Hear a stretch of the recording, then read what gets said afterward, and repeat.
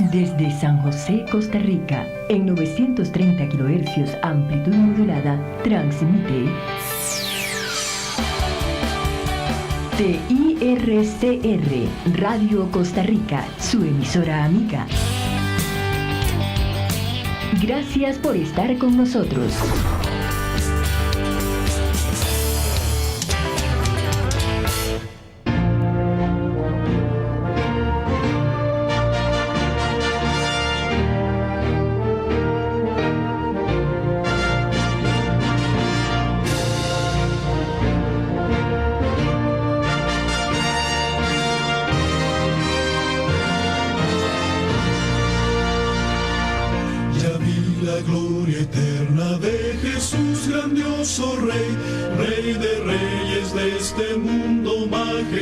Y con poder su regreso ya anuncia con señales por doquier, venciendo viene el rey. De estar acá otra vez pudiendo compartir palabra de Dios con cada uno de los que nos escuchan. Es una bendición para nosotros, el remanente adventista, poder compartir estos mensajes de poder con ustedes. La semana pasada iniciamos un tema que se llama el juicio investigador tipo y antitipo. La semana pasada tuvimos la primera parte, hoy vamos a tener la segunda parte de este tema, que es un tema muy importante. Si la semana pasada fue interesante lo que aprendimos, hoy va a ser más interesante todavía lo que vamos a aprender. Antes de dar inicio al estudio, quisiera igual que siempre leer una cita, después tener la oración. La cita se encuentra en Levítico capítulo 26, versículo 46. Levítico 26, 46. Casi que el último capítulo del libro de Levítico tiene 27 capítulos. El capítulo 26, al igual que el capítulo 27 y el versículo 34, son muy parecidos. Sin embargo, nos dice 26, 46 de Levítico. Estos son los decretos. Y cuando dice estos, está hablando del capítulo 1, hasta avanzar por 2, 3, 4, todo esto que ha estado escrito, que se ha estado escribiendo en Levítico, dice: estos son los decretos, los derechos, las leyes que estableció Jehová entre sí y los hijos de Israel en el monte Sinaí de mano de Moisés. Entonces nos dice acá que esto que está escrito acá, de Levítico capítulo 1 en adelante, hasta llegar al capítulo 26, en el verso 46, aún el capítulo 27, dice: estos son los decretos, son las leyes, son los derechos que Jehová estableció entre él y entre los hijos de Israel, que le dio a Moisés en el monte Sinaí. Es importante que podamos estudiar estas cosas que están escritas en Levítico. Muchas veces, mi hermano y hermana, usted que me escucha, estudiamos o nos gusta estudiar el Nuevo Testamento. Y el Nuevo Testamento es muy importante estudiarlo. Sin embargo, a veces no entendemos el Nuevo Testamento porque no estudiamos el Antiguo Testamento. La palabra de Dios es toda palabra de Dios. Involucra tanto el Antiguo Testamento como el Nuevo Testamento. Todo es palabra de Dios. Y muchas veces desechamos. Y usted lo ha oído, que dicen esto era de la ley.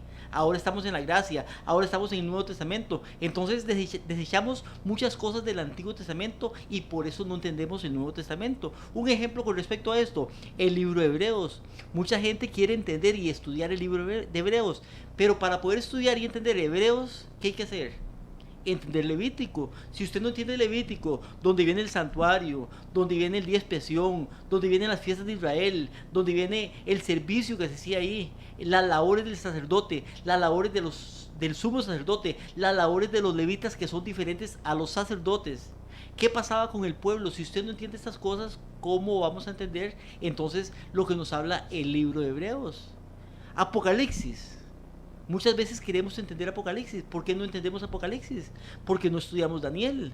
Y Daniel y Apocalipsis van de la mano. Hay que entender uno para poder estudiar el otro. Tanto así hay que estudiar y entender el Antiguo Testamento para poder entender el Nuevo Testamento. Porque el Antiguo Testamento es un tipo del antitipo. El antitipo es el cumplimiento. El tipo, que es el Antiguo Testamento, son las cosas que sucedieron, pero que se van a repetir en el antitipo. Es importante, por tanto, mi querido hermano y mi querida hermana, que nos escuchan, que podamos estudiar tanto el Antiguo Testamento como el Nuevo Testamento. Por eso Jesucristo dijo estas palabras. Jesucristo dijo: escudriñen las Escrituras, ¿Qué dijo Jesucristo?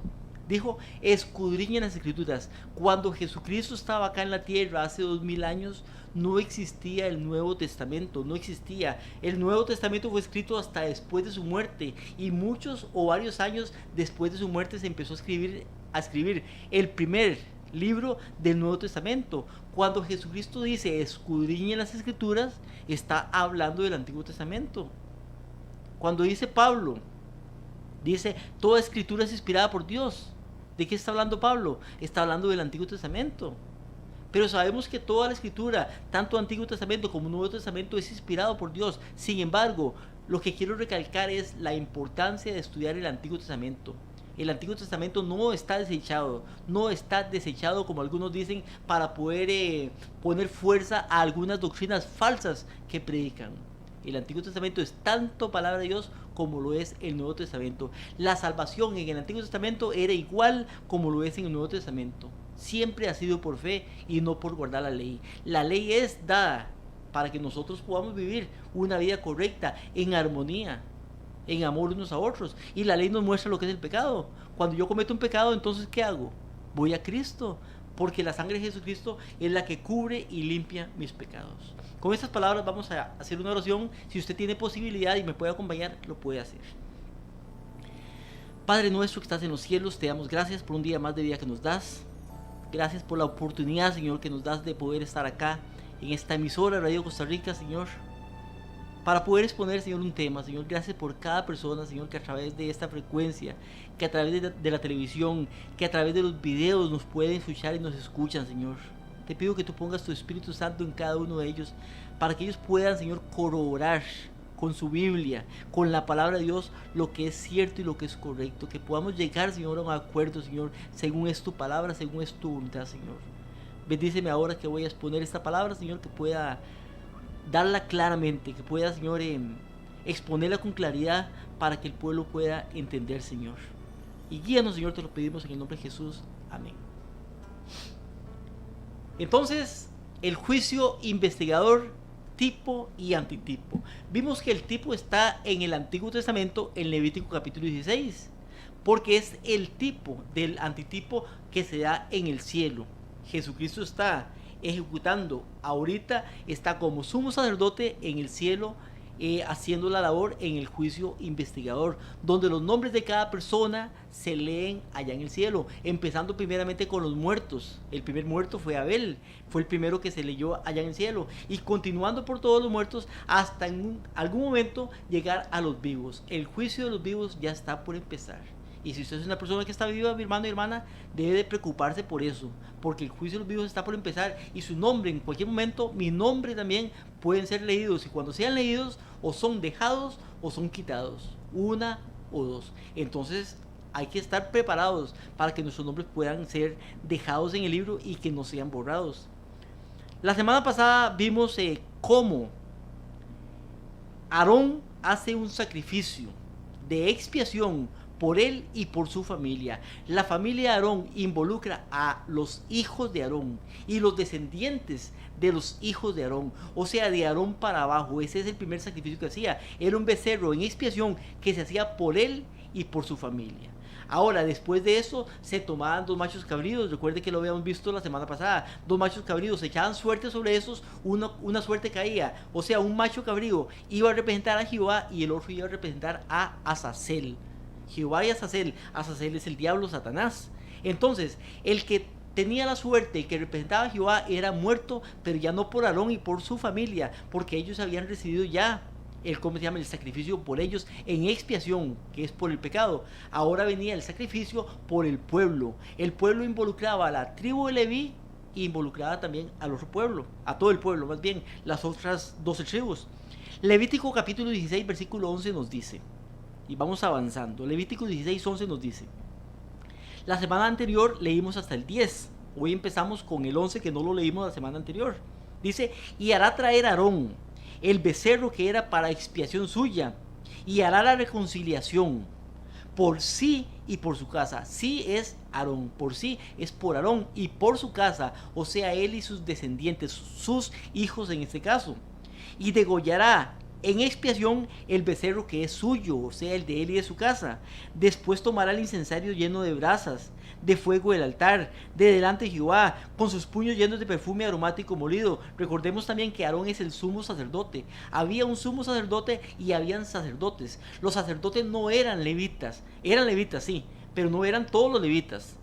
Los levitas tenían la labor de ayudar a los sacerdotes. Los sacerdotes solamente podían ser de Aarón y sus hijos, o sea, los hijos de Aarón, los descendientes de Aarón. Para ser sacerdote tenía que ser descendiente de Aarón.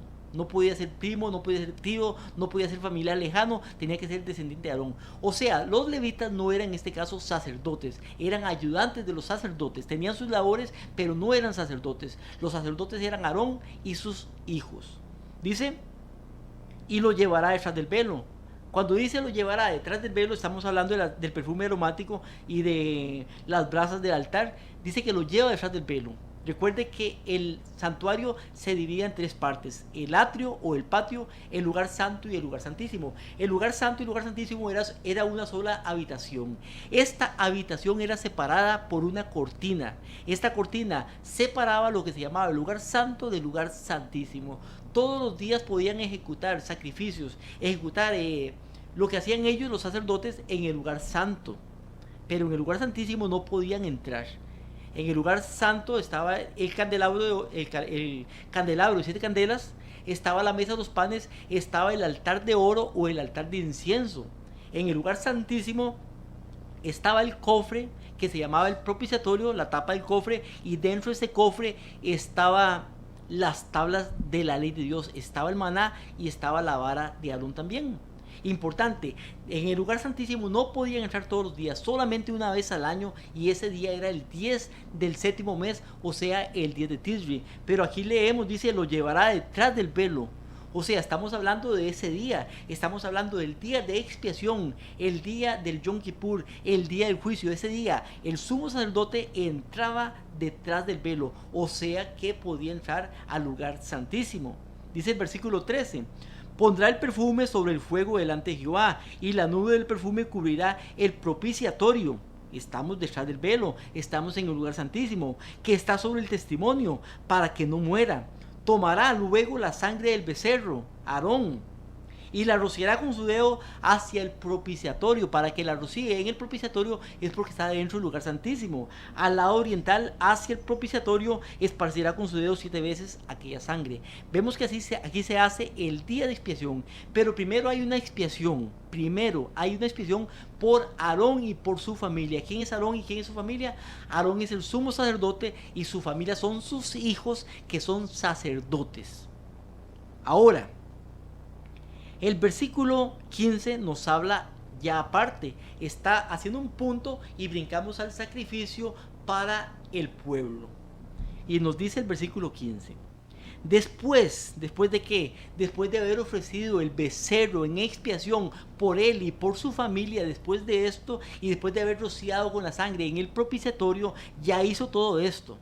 Ahora, después de esto, dice, degollará el macho cabrío en expiación por el pecado del pueblo. ¿Qué va a degollar? El macho cabrío sobre el cual cayó la suerte por Jehová. Ese es el que va a ser degollado, es el que va a ser muerto.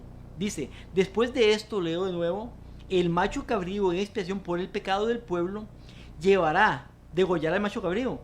Llevará la sangre detrás del velo adentro, o sea, en el lugar santísimo.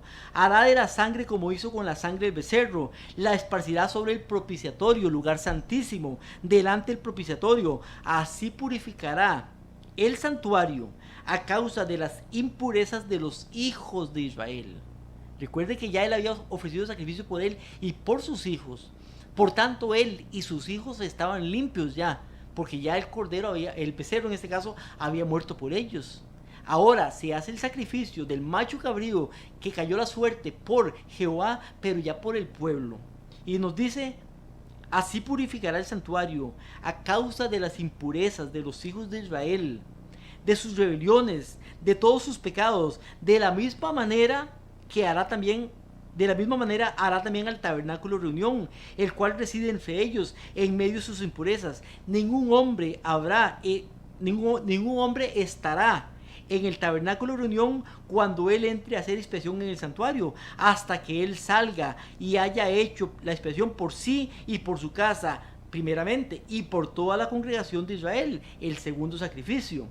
Y saldrá al altar que está delante de Jehová, y lo expiará, y tomará la sangre del becerro, y la sangre del macho cabrío, y la pondrá sobre los cuernos del altar, la esparcirá sobre él la sangre con su dedo 7 veces, lo limpiará y lo santificará de las inmundicias de los hijos de Israel. O sea que lo mismo que hacía primeramente por él y por su casa con el becerro para expiación, era después hecho lo mismo, pero en este caso con el macho cabrío, no para él y para su casa porque ya lo había hecho, sino para el pueblo, para Israel, para las tribus de Israel, las cuales involucraban, las cuales incluían a los levitas también, porque los levitas, recuerde que no eran sacerdotes, sino que eran ayudantes de los sacerdotes. Por tanto, el primer sacrificio era para Aarón y para su casa, o sea, los sacerdotes.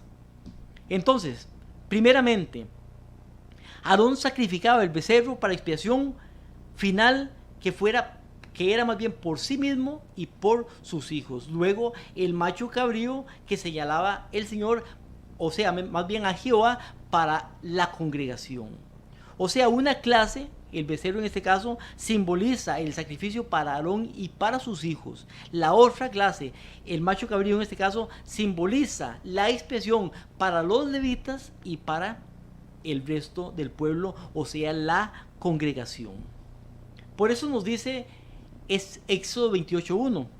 Leo Éxodo 28.1 hablando de los sacerdotes. Dice: harás llegar delante de ti a Aarón tu hermano y a sus hijos consigo, y de entre los hijos de Israel, para que sean mis sacerdotes. ¿Quiénes? Aarón y sus hijos, dice, para que sean mis sacerdotes. Los hijos de Aarón eran los que fungían como sacerdotes, y después de ellos, los hijos de los hijos, y así sucesivamente por la historia. Los sacerdotes eran la familia de Aarón, los hijos de Aarón, los descendientes de Aarón. Nos dice sobre esto, o con respecto a esto, un libro que se llama Patriarcas y Profetas, en la página 362. Y vea qué interesante cómo lo expone acá. Dice: en virtud de las instrucciones divinas, se apartó la tribu de Leví para el servicio del santuario. En los tiempos anteriores, cada hombre era sacerdote de su casa. En los días de Abraham, por derecho de nacimiento, el sacerdocio recaía en el hijo mayor. Ahora, en el tiempo de Moisés estamos hablando, en vez del primogénito de todo Israel, el Señor aceptó la tribu de Leví para la obra del santuario.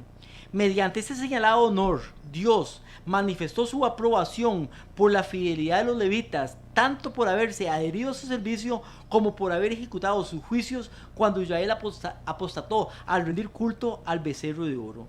El sacerdocio, no obstante, y leo de nuevo, el sacerdocio, no obstante, se restringió a la familia de Aarón, no a todos los levitas, a la familia de Aarón. Aarón y sus hijos fueron los únicos a quienes se les permitía ministrar ante el Señor. ¿A quién? A Aarón y a sus hijos. El resto de la tribu, o sea, los levitas, se le encargó el cuidado del tabernáculo, de su mobiliario. Además debían de ayudar a los sacerdotes en su ministerio, pero no podían ofrecer sacrificios. ¿Quiénes? Los levitas. No podían ofrecer sacrificios, no podían quemar incienso, no podían mirar los santos objetos hasta que estuvieran cubiertos. Una labor diferente era la de los sacerdotes, que eran los hijos de Aarón, y otra diferente era la de los levitas, que eran los que ayudaban en el santuario, en todo lo que se hacía, pero habían cosas que ellos no podían hacer. Entonces es diferente los levitas a Aarón y sus hijos. Entonces vemos que habían limitaciones en este caso para los levitas.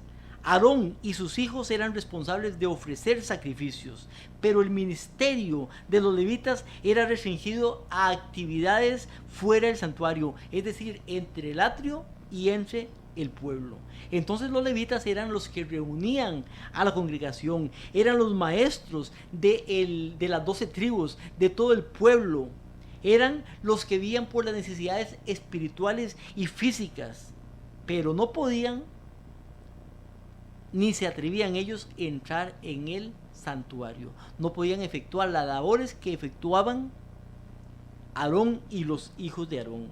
Entonces, esto solamente puede significar que cuando Aarón ofrecía el becerro por sí mismo y por su familia, en expiación final por los pecados, era para él y su familia, pero eso no incluía a los levitas. O sea, los levitas estaban fuera. Los levitas eran partícipes del segundo sacrificio, que era el macho cabrío, que era por las tribus de Israel, o sea, por toda la congregación. Toda la congregación incluía a los levitas como también a las tribus de Israel. Recuerde que las tribus de Israel vivían cada una en su lugar. En ese tiempo, por lo menos 3 a cada lado del santuario, y los levitas vivían entre las tribus de Israel. Ellos no tenían tierras, no tenían heredad, los levitas, por tanto ellos vivían entre las tribus de Israel, y ellos se veían económicamente por lo que le daban las otras tribus, por los diezmos, en este caso de las otras tribus que le daban a ellos, porque ellos eran maestros del pueblo, eran los encargados de traer al pueblo cuando habían fiestas y cosas de preparar al pueblo. Entonces tenían los levitas una responsabilidad grande ante el pueblo, pero no eran los sacerdotes en este caso. Ahora bien, estudiamos con esto y llegamos a esto, el tipo. El tipo de lo que está escrito en Levítico capítulo 16. Nos falta leer una parte, la vamos a leer seguramente al final. Pero ahora el antitipo. Aquí entonces, si Aarón era el sumo sacerdote en el Antiguo Testamento, en el santuario, Aarón el sumo sacerdote, después de Aarón vino otro sumo sacerdote, pero si había un sumo sacerdote, uno nada más, ¿quién es el sumo sacerdote ahora en el santuario celestial? Porque hay un santuario celestial. ¿Quién es el sumo sacerdote allá en el cielo? Eso lo podemos ver en Hebreos capítulo 8, versículo 1 y 2. Hebreos 8, 1 y 2 nos dice: ahora bien, el punto principal de lo que venimos diciendo es que tenemos tal sumo sacerdote, el cual se sentó a la diestra del trono de la majestad de los cielos, ministro del santuario, de aquel verdadero tabernáculo que levantó el Señor y no el hombre. O sea que el tabernáculo que se hizo en la tierra era un tabernáculo, una imitación, una copia del verdadero que está en el cielo. Por eso dice acá, ministro del santuario, Hebreos, Nuevo Testamento, de aquel verdadero tabernáculo que levantó el Señor y no el hombre. Hay un verdadero tabernáculo, hay un verdadero santuario, donde también hay un sumo sacerdote. Y aquí nos dice por lo menos que el sumo sacerdote allá en el cielo es Jesucristo. Él vivió como profeta en la tierra, pero cuando Él subió al cielo, Él fue ungido como sacerdote, como sumo sacerdote en el cielo, y ahorita está haciendo la labor de sumo sacerdote allá en el cielo. Entonces, importante, si había un sumo sacerdote en la tierra, en el santuario terrenal, también hay un sumo sacerdote en el cielo, en el santuario celestial. La labor que hacía el sumo sacerdote en la tierra es la labor que hace el sumo sacerdote allá en el cielo también. Ahora bien, lo importante de esto es que también el sumo sacerdote en la tierra, y póngame atención para que no me lo tome a mal, el sumo sacerdote en la tierra necesitaba expiación por él mismo y por sus hijos. Primero se ofrecía un becerro en expiación por él y por sus hijos. Ahora, ¿será necesario entonces que se ofrezca expiación por el sumo sacerdote en el cielo? Es importante esto. Ahora bien, usted diría, Jesucristo nunca pecó. Entonces no necesita un sacrificio para él mismo, porque Jesucristo como sumo sacerdote no pecó. Ahora, el sumo sacerdote en la tierra era un hombre que pecaba, entonces él también necesitaba un sacrificio, pero Jesucristo no. Y es correcto, es cierto esto, Jesucristo nunca cometió pecado, por tanto él no necesita un sacrificio. Pero le voy a decir una cosa: Jesucristo cargó con nuestros pecados. O sea, Él lleva nuestros pecados, no los pecados de Él, sino nuestros pecados, Él los llevó encima porque cargó con ellos. Por eso dice 1 Pedro 2:24. 1 Pedro capítulo 2 versículo 24 dice, quien Él mismo, hablando de Jesucristo, quien llevó Él mismo nuestros pecados en su cuerpo sobre el madero. Dice que Él mismo llevó nuestros pecados en su cuerpo sobre el madero, para que nosotros, siendo muertos a los pecados, vivamos a la justicia, por las heridas de las cuales habéis sido sanados. O sea, en otras palabras, Él llevó nuestros pecados. Ahora, quiero explicar eso un momentito. Cuando una persona pecaba en el antiguo Israel, antes de Jesucristo, esta persona llegaba al santuario con un cordero. Este cordero, esta persona lo amarraba en una estaca dentro del santuario, en el atrio. Cuando esa persona amarraba el cordero, esta persona ponía su mano sobre el cordero. Al poner la mano sobre el cordero estaba transmitiendo simbólicamente el pecado hacia el cordero. El pecador era él, pero como él no quería morir, entonces trasladaba simbólicamente el pecado del cordero. Esta misma persona tomaba un cuchillo y le cortaba, mataba al cordero. Entonces el cordero moría. El cordero no había pecado, sin embargo el cordero moría. Ahora, ¿dónde estaba el pecado? ¿Quién era el pecador ahora? ¿El cordero o el hombre? En ese momento el pecador era el cordero, porque el hombre simbólicamente ya había trasladado el pecado hacia el cordero. Ya el hombre se iba feliz y tranquilo, porque ya su pecado había sido trasladado al cordero. Ahora, ¿dónde estaba el pecado ahorita? En el cordero. Ahora, el sacerdote tomaba el cordero. ¿Qué hacía con el cordero? Hacía un sacrificio en el altar de sacrificios o en el altar de bronce. Ahora, el sacerdote tomaba la sangre de ese cordero, simbolizando la vida, simbolizando también el pecado. Ahora, cuando el sacerdote tomaba la sangre, ¿dónde estaba el pecado en ese momento? El hombre no lo tenía ya se había ido. El cordero ya no lo tenía, porque lo había tomado el sacerdote. Ahora, el sacerdote cargaba con ese pecado. ¿Qué hacía el sacerdote con esa sangre? Tomaba esa sangre y iba hacia el santuario, hacia el lugar santo. Llegaba al lugar santo, ahí estaba la cortina que separaba el lugar santo. El lugar santísimo estaba también el altar de incienso con unos cuernos que tenía 4 cuernos, el altar de las oraciones, el altar de incienso o el altar de oro. Y sobre el altar de incienso, sobre los cuernos o sobre la cortina, depende del pecado, él esparcía la sangre. ¿Quién tenía en ese momento el pecado? Primeramente pasa del hombre al cordero. Del cordero pasa al sacerdote. Ahora el sacerdote lo lleva hacia los cuernos o hacia la cortina. ¿Dónde está el pecado ahorita? Estaba donde el sacerdote, pero ya no lo tiene el sacerdote. Ahora él lo trasladó hacia el velo o hacia los cuernos. ¿Dónde está el pecado? Está en los cuernos. Pero ahora llega el día de expiación y esos pecados tienen que ser trasladados también. Al final de cuentas van a ser trasladados sobre el macho cabrío que representa a Satanás, a Azazel. Pero en ese momento el pecado va siendo trasladado. Así que Jesucristo también, él cargó con nuestros pecados. ¿Por qué? Porque él como sacerdote lleva el pecado hacia el lugar santo para esparcirlo sobre el velo o sobre los cuernos del altar. Por tanto, también Jesucristo simbólicamente, aunque él no peca, también representa a Aarón, que también necesitaba un sacrificio para sí mismo. Entonces vemos que este es el sacrificio primero. Simbolizaba el sacrificio por Aarón y por sus hijos en el Antiguo Testamento, en el tipo Aarón y sus hijos. Aarón es tipo de Jesucristo, el antitipo del sumo sacerdote. Ahora, si Jesucristo es el sumo sacerdote allá en el santuario celestial, en el cielo, ¿quiénes son los hijos de Aarón? Esa es la pregunta que vamos a resolver después del canto y después de los anuncios que vamos a dar. Así que no se me vaya, somos el remanente adventista.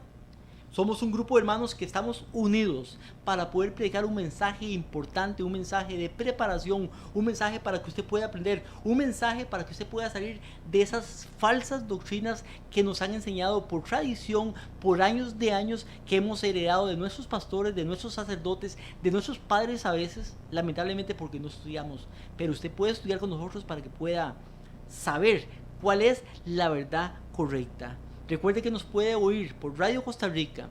Radio Costa Rica está en la frecuencia 930 AM.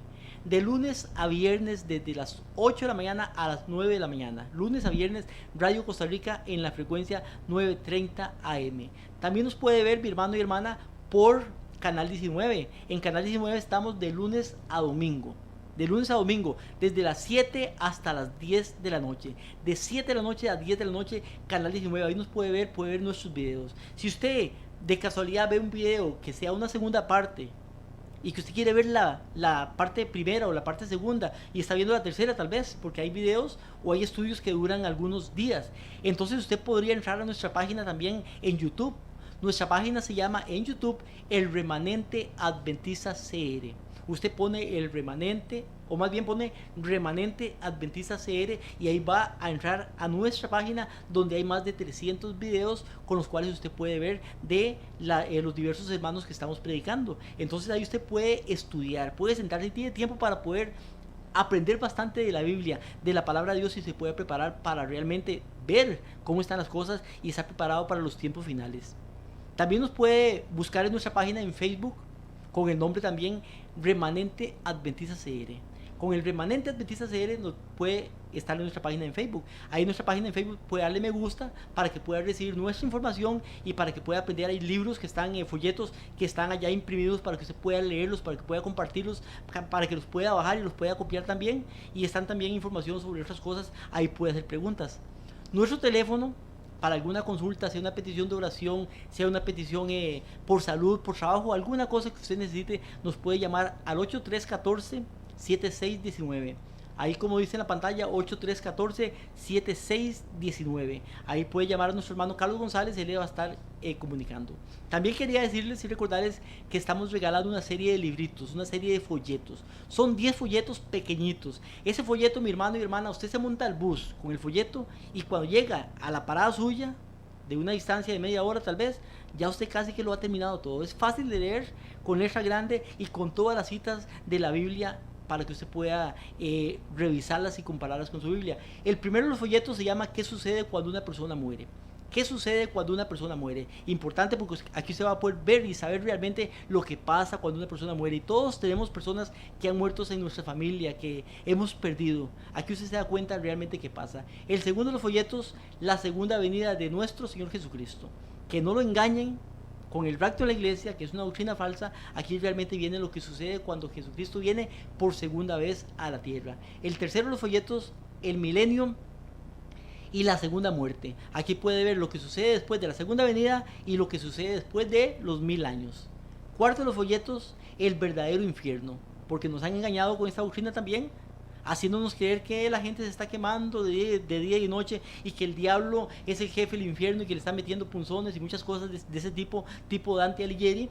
Aquí realmente va a saber usted lo que es el verdadero infierno. El quinto de los folletos, la ley de Dios. Importante este tema porque la ley de Dios, algunos dicen que ha sido abolida. Jesucristo dice, yo no he venido a abolir la ley ni los profetas, sino a cumplirla, Mateo 5:17. Aquí usted puede leer todo lo referente a esto con todas las citas. El sexto de los folletos, incluyendo la ley de Dios, o la segunda parte más bien del quinto, se llama el sábado en la Biblia. El cuarto mandamiento. Ahora la gente quiere y dice guardar el domingo. Inclusive el Papa está motivando a las personas para que guarden el domingo como día del Señor, cuando el día del Señor bíblicamente es el sábado, no el domingo. Y es necesario obedecer a Dios antes que a los hombres. Hechos 5:29. El séptimo de los folletos, el juicio investigador, parte de lo que estamos viendo ahorita. Hay un juicio investigador en el cielo. Es importante que usted pueda prepararse para que sepa estas cosas. El octavo de los folletos, el sueño del rey Nabucodonosor.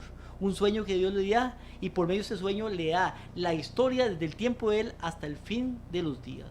El noveno de los folletos, las 4 bestias de Daniel capítulo 7, casi que lo mismo del sueño, pero visto con otra simbología. Sin embargo, le agrega algo más importante. Eso que le agrega acá es el cuerno pequeño. El cuerno pequeño lo vemos en el folleto número 10, que es la segunda parte de este folleto número 9.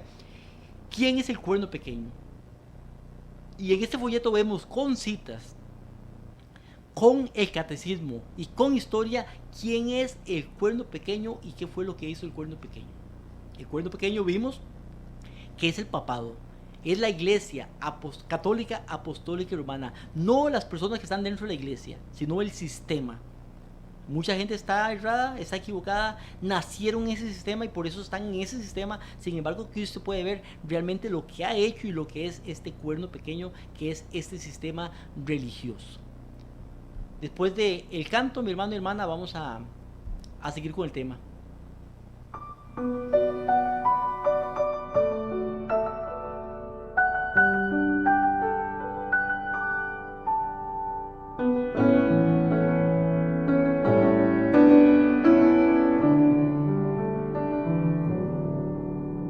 Si hoy tú te sientes pequeño,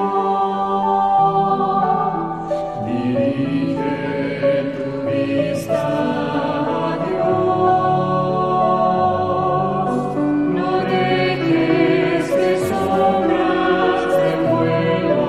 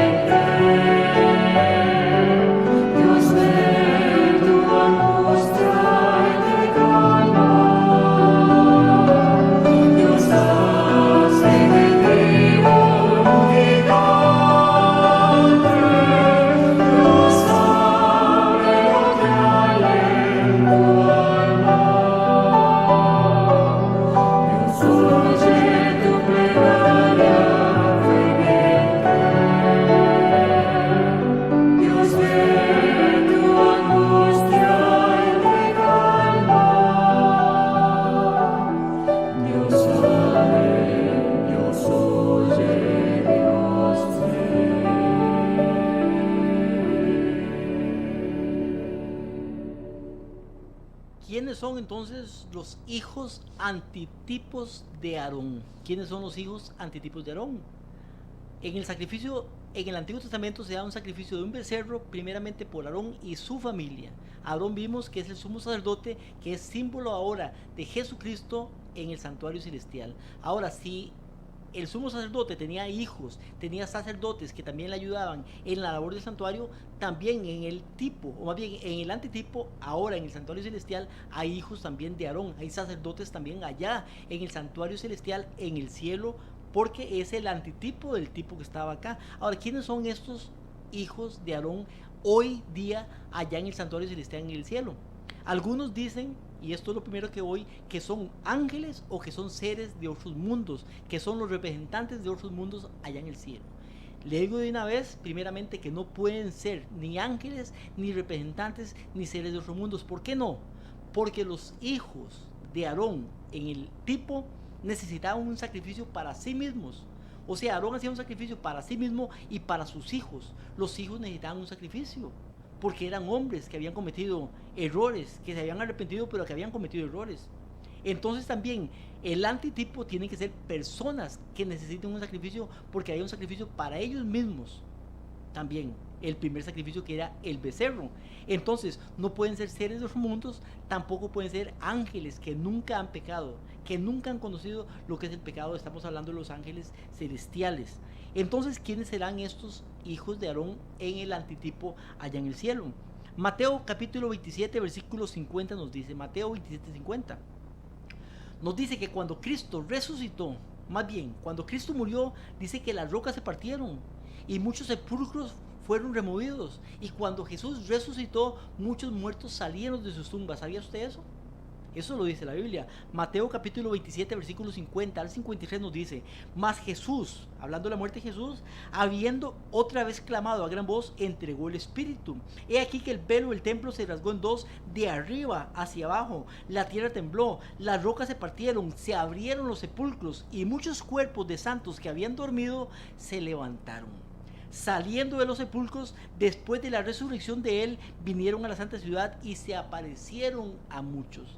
Dice que cuando Jesucristo resucitó, después de la resurrección, muchos muertos se levantaron, resucitaron y se aparecieron a muchos también. Esos muertos que resucitaron fueron llevados con Cristo al cielo. Ellos no volvieron a morir. Jesucristo se los llevó consigo al cielo, porque ellos tenían una labor que hacer.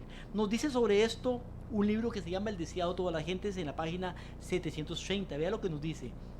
Al resucitar Jesús, sacó de la tumba una multitud de cautivos. El terremoto ocurrido en una ocasión de la muerte había abierto las tumbas, y cuando él resucitó, salieron con él. Eran aquellos que habían sido colaboradores con Dios y que a costa de la vida habían dado testimonio de la verdad. Ahora iban a ser testigos de aquel que los había resucitado. Entonces vemos que ellos fueron resucitados en el tiempo de Jesucristo. Señales de los tiempos.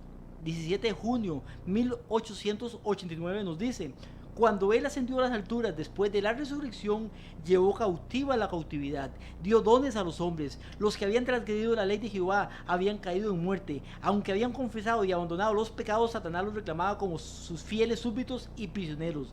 Él decía que eran sus víctimas, pero cuando Cristo salió de la tumba, llevó de las prisiones del enemigo una multitud de cautivos como muestra de la resurrección general.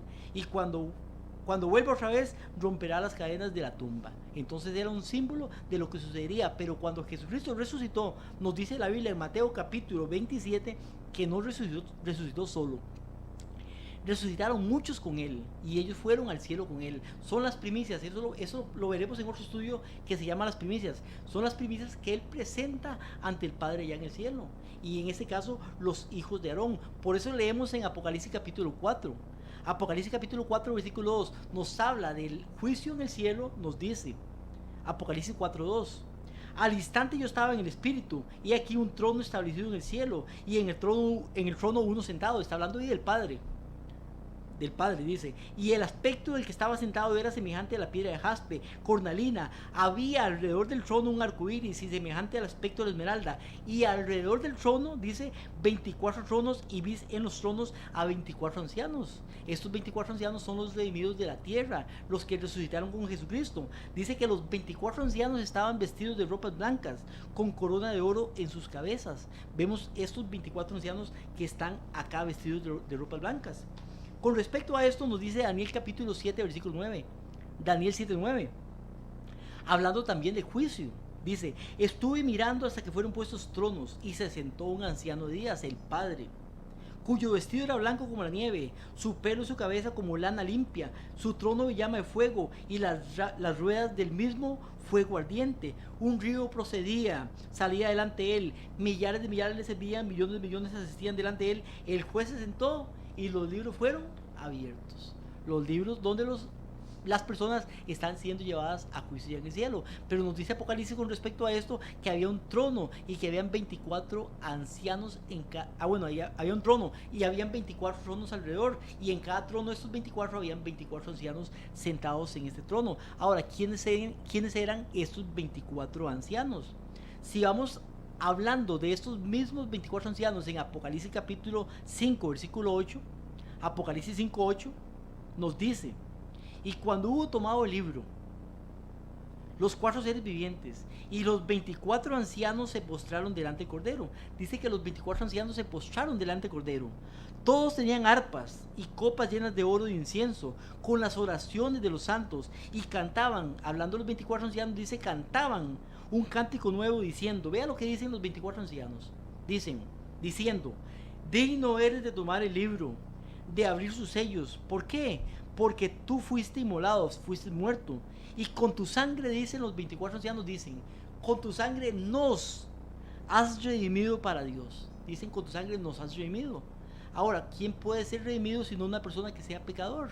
Un ser celestial, un ángel, un representante de otro mundo no puede ser redimido, pero dice acá, con tu sangre. Los 24 ancianos cantan un cántico nuevo y dicen, nos has redimido de todo linaje, lengua, pueblo y nación.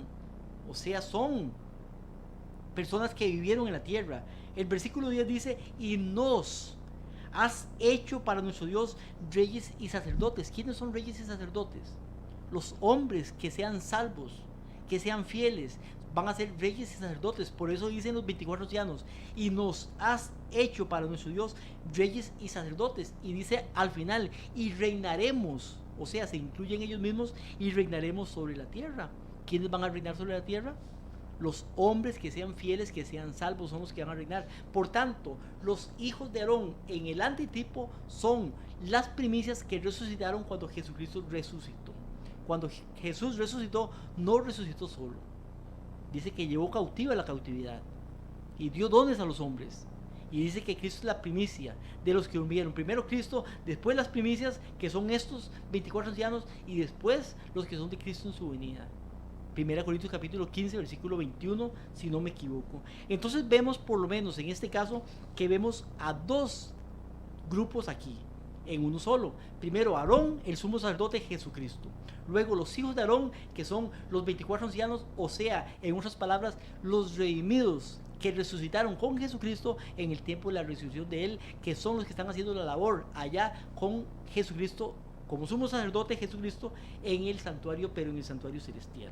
Ahora, importante, nos queda todavía el macho cabrío que era sacrificado como expiación para el resto.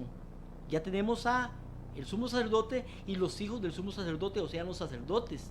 Ahora, ¿quiénes son los otros dos grupos? Recuerde que se hacía un sacrificio del macho cabrío por la congregación. Ahora bien, recordemos, importante, que los levitas no eran o no recibían el sacrificio en el primero. Cuando era el sacrificio por Aarón y por su familia, por sus hijos, no incluía aquí a los levitas. Los levitas tenían su tarea diferente. Los levitas eran los instructores del pueblo. Los levitas eran los ayudantes de los sacerdotes. Eran los que reunían y conducían al pueblo al santuario. Entonces, importante, ¿a quiénes representan los levitas hoy en día? Porque el segundo sacrificio, el del macho cabrío, que era simbolizado en este caso por Jehová, que caía la suerte por Jehová, era sacrificado por la congregación, por el resto de la congregación, que incluía también a los levitas, porque los levitas vivían entre toda la congregación. Y es importante poder ver esto. También, si vemos otros tipos, es importante ver que el atrio representa la tierra, y fuera del atrio representa la tierra, o sea, donde viven los levitas, donde vivimos en este tiempo nosotros. Y el santuario es el santuario celestial en este tiempo, lo que es el lugar santo y el lugar santísimo. Sin embargo, ¿quiénes representan o a quiénes simbolizan los levitas hoy en día? Y nos dice que ellos, los levitas, son las personas que eran maestros, los que eran bien versados en el conocimiento del santuario en el tiempo de ellos. Eran los que eran enviados a servir a los hijos de Dios, o sea, a toda la congregación. Los que conocen las grandes verdades en el tiempo de ellos, incluyendo ahora en el tiempo de nosotros en el antitipo. Ellos eran los maestros de la gran multitud, eran los que reunían a las personas cuando habían fiestas. Cuando había una fiesta, cuando había un evento importante, ellos reunían a las personas para que estuvieran en estas fiestas y les recordaban. Recuerde que antes del día de la expiación, el día de la expiación era la fiesta más importante que había en Israel. El día de la expiación era la fiesta más importante que había en Israel. ¿Por qué? Porque el que no estaba preparado en el día de la expiación, su nombre era borrado, su heredad era quitada, era echado de Israel, era echado del pueblo de Dios. Por tanto, el que no se ponía a prueba, el que no se preparaba para este día, era borrado. Y ahora, hablando de hoy en día, si no está preparado, es borrado del libro de los cielos. Y es echado también, es quitada su heredad, es quitado todo lo que tiene que ver con él, y es borrado y echado. Eso es lo que pasa. Ahora, en el tiempo antiguo, los levitas eran los encargados. Antes, el día de expiación se celebraba el 10 de Tishri, el 10 del séptimo mes. O sea, el 10 del séptimo mes. 10 días antes del día de la expiación estaba la fiesta de las trompetas. La fiesta de las trompetas anunciaba que venía el día de expiación. Era tocar trompeta y tocar trompeta y tocar trompeta por 10 días para que la gente no dijera, no sabíamos. Los levitas eran encargados de anunciar al pueblo, de llamar al pueblo, de preparar al pueblo, para junto con ellos poder entrar en el día de expiación y estar sus nombres bien para que no fueran borrados. En ese tiempo, los levitas en nuestro tiempo son las personas que conozcan este mensaje, que conozcan estas cosas, que conozcan lo que está pasando allá en el cielo, en el juicio investigador en el cielo. Y solamente, mi hermano y hermana, y se lo digo, hay una iglesia hoy en día que sabe estas cosas. Esa iglesia se llama la Iglesia Adventista del Séptimo Día. Es la iglesia que predica que la hora del juicio ha llegado. Es la iglesia que predica que el día del Señor no es el domingo, sino que es el sábado. Es la iglesia que predica que los muertos están muertos y nada saben, y están muertos ¿hasta cuándo? Hasta la resurrección, hasta la segunda venida de nuestro Señor Jesucristo. Es la iglesia que predica que el infierno no es ese infierno de Dante Alighieri, el infierno es después del milenio. Es la iglesia que predica y conoce la verdad. Es la iglesia que predica de que Jesucristo está ejecutando el juicio investigador hoy día en el cielo. Por eso los levitas representan a este pueblo, el pueblo que está enseñando la verdad. Ahora, esa verdad se la enseñan a todas las demás tribus. Esas tribus deben de aceptar estas verdades para que puedan prepararse y estar listas para cuando su nombre sea leído en el libro de los cielos. En el tiempo antiguo, los que no se preparaban, los que no aceptaban, los que no reconocían estas cosas, eran borrados, eran quitados. Hoy en día, mi hermano y hermana, ¿qué está haciendo usted? Estamos oyendo estas verdades, sabemos, mi hermano y hermana, nos dicen en nuestra iglesia, nos están predicando que hay un juicio en el cielo en este momento, que su nombre y mi nombre pueden ser leídos en cualquier momento, que estamos en el tiempo de preparación, que hay que apartarse del mundo porque estamos en el gran día de la expiación. ¿Eso se lo están enseñando o no? Porque si no le están enseñando esto, mi hermano y hermana, estamos en una doctrina o en una iglesia que no está enseñando la verdad. Por eso dice Apocalipsis capítulo 18, salir de ella. Hay que salir de estas iglesias que no están predicando la verdad completa, porque la verdad, si contiene mentira o si no se predica completa, es una completa mentira en este caso. Entonces Dios nos llama a prepararnos. Muchas veces nos tienen entretenidos en las iglesias, nos dan dramas, nos dan buena música, guitarras eléctricas, batería, y la gente está feliz en la iglesia porque están metiendo el mundo dentro de la iglesia, y podemos ir a la iglesia como queramos ir. Con la ropa del mundo vamos a la iglesia. Ya no es un lugar diferente, ahora es un lugar igual. Las mujeres con pantalones, con vestidos cortos, con blusas cortas. Los hombres, ni qué decir, porque ya no respetamos. He visto y he ido a iglesias donde los músicos en las iglesias con aretes, tocando en la banda, tocando en la música. Entonces, mi hermano, ¿estamos representando a Cristo o no estamos representando? ¿Y sabe por qué sucede esto? Porque nos están engañando en nuestras iglesias. Pero Dios tiene una verdad, y la verdad está siendo predicada por un pueblo, en este caso el símbolo de los levitas en este tiempo. Los levitas están predicando en muchos lugares. Ahora, mi hermano, si usted es adventista del séptimo día, ¿qué está haciendo usted? Porque no sé si usted que me oye ahorita será evangélico, católico, testigo de Jehová o adventista, pero si es adventista del séptimo día, que tiene la verdad, ¿qué está haciendo usted? ¿Está predicando esa verdad o no la está predicando? ¿Estamos alzando la voz en cuello, estamos tocando trompeta en Sion o no lo estamos haciendo? Y si usted no es adventista, mi hermano y hermana, estudie la Biblia para que se dé cuenta las verdades que se predican, que no se predican y que están en la Biblia. Porque Dios tiene un mensaje para el pueblo. Ahora, la labor de ellos era predicar en el pueblo, en la tierra, para poder preparar, igual que la labor de los levitas hoy en día. Quiero ver si me da tiempo para terminar la cita de Levítico capítulo 16, porque no quiero irme o terminar el estudio sin leer esto, aunque queda mucho que decir todavía. Pero dice Levítico 16:20: cuando hubiera acabado de espiar en el santuario y el tabernáculo de reunión y el altar, hará traer al macho cabrío, y pondrá Aarón sus dos manos sobre la cabeza del macho cabrío vivo.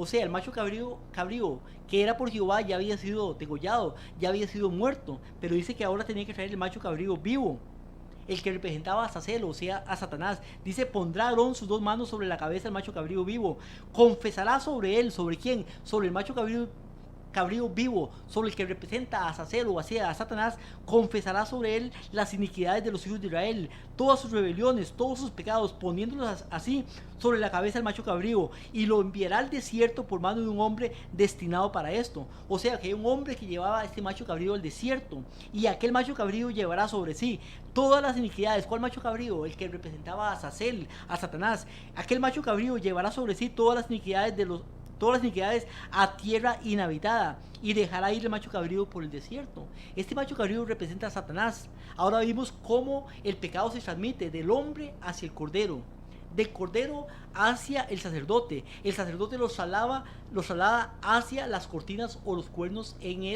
el altar de incienso o el altar de las oraciones.